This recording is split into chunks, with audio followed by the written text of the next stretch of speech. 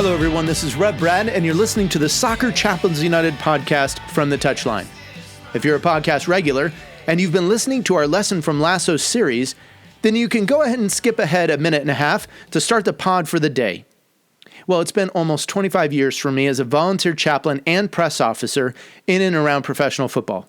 Soccer, as we like to call it here in the U.S., and with that in mind, I've been offering this occasional series entitled Lessons from Lasso, essentially giving a chaplain's perspective on some of the things we see in the hit TV show meshed up with my own experiences in the game.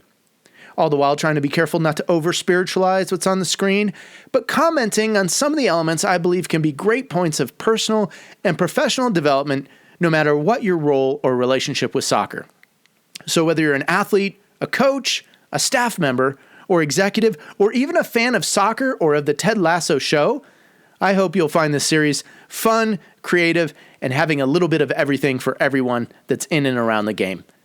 Thank you for listening to the From the Touchline podcast. Here we go with another lesson from Ted Lasso. He's found the space, and he's found the back of the net. Just a little off foot, thinking he's going to go far post. Not strong enough with his right hand. Whips that one in. Far post, almost made him ends, and they have. He has the hat-trick. The second in his career. The third of the night. The hat-trick hero. Talked about you're not going to be able to sustain that kind of pressure. To the corner. Goes towards the near post. And you're the angle, and what a goal! What a goal! Episode 4 opens with our beloved AFC Richmond in dire straits. Down 2-0 at half, there is tension as athletes enter the locker room. The selfish prima donna Jamie Tart and wily veteran Roy Kent go at each other in a heated exchange, to which Coach Lasso tries to break things up. "Coach, tell these boys what the first rule of my fight club is." "No fight club," cracks a nervous Coach Beard. Tensions in a professional elite football locker room are very real, and they're well portrayed here.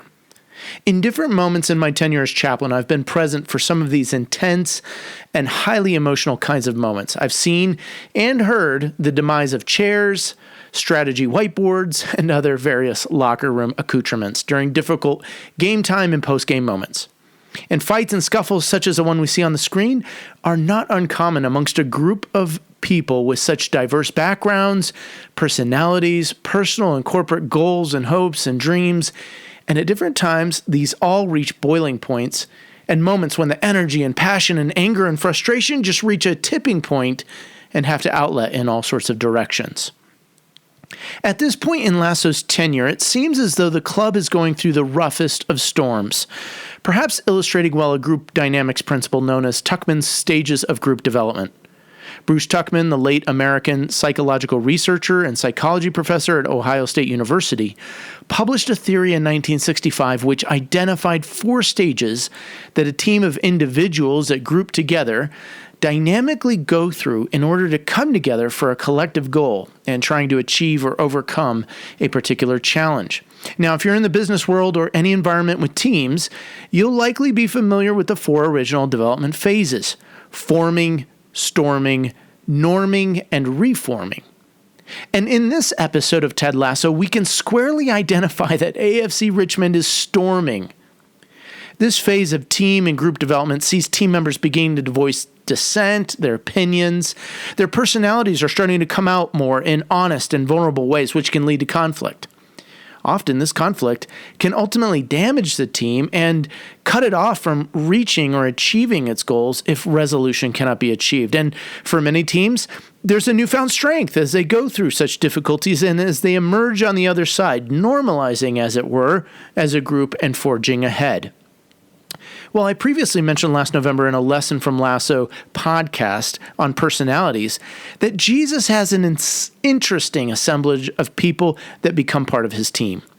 To be sure, this was not some Hollywood cast of characters, a tax collector, a religious zealot, some rough and tough fishermen, and many, many more personas. All are called and drawn to Jesus to become his disciples. And they had their storming moments as well.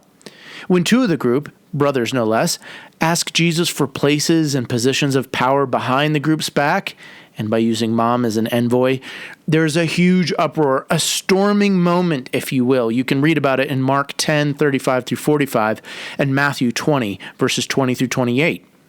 This incident wasn't the first and only argument which had the disciples pining for glory. Several points in the gospel accounts we see the disciples arguing about who's greatest, who's considered to be the best amongst themselves. And even on the last night together with Jesus before his death on a cross, they're still fighting for control, still posturing and positioning for authority and power. It was a locker room out of control in many ways. And Jesus' words to them? He said, "This is the way the world acts. This isn't the way that you should act." We might even go so far as to say that Jesus gave them a rule like Lasso's no fight club. He told them, look, serve each other, love each other. If you want to be first, then be last. Well, it can be tremendously hard in a football locker room. Different wages, different positions, different skill sets, experiences, pedigrees, and accomplishments, all boastfully bandied about the locker room at different times and in different ways. Sometimes as friendly banter, other times at the hot end of a point of argument or fight. And it takes real talent to manage all of that well. You may very well develop a simple ethos of no fight club, but I challenge you to go one better and teach those you lead how they might actually rise above conflict in healthy ways by learning to work together through conflict to a point where they serve one another and achieve greatness together. Well, thanks for listening to this lesson from Ted Lasso. This is Red Brad coming to you from the Touchline.